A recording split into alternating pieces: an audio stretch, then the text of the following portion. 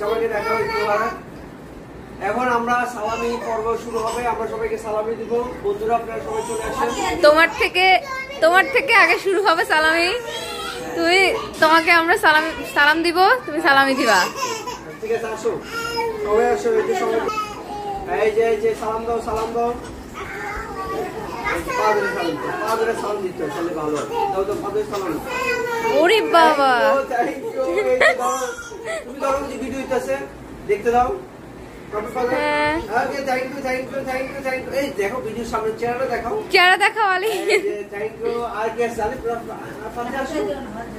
তাহলে আর কে রাফি